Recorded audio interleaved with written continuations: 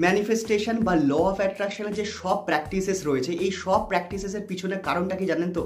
আমাদের ভাইব্রেশন বা ফ্রিকোয়েন্সিকে বাড়ানো। আর আমরা যদি আমাদের ভাইব্রেশন আর ফ্রিকোয়েন্সিকে বাড়াই না, তার জন্য তো দুটো রাস্তা রয়েছেই। একটা তো রয়েছে আমাদের অ্যাফার্মেশনস, আর একটা রয়েছে আমাদের নাম জাপ।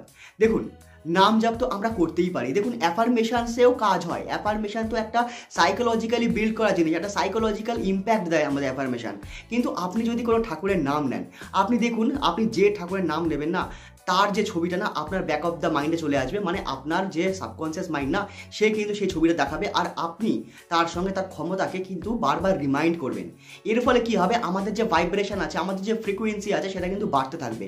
আর তারপরেও আপনি সেই সব জিনিসকে ম্যানিফেস্ট করতে পারবেন যে জিনিসগুলো আপনি চেয়েছেন, এবং সেই সব জিনিসকেও ম্যানিফেস্ট করতে পারবেন যেই সব জিনিস আপনি চাননি।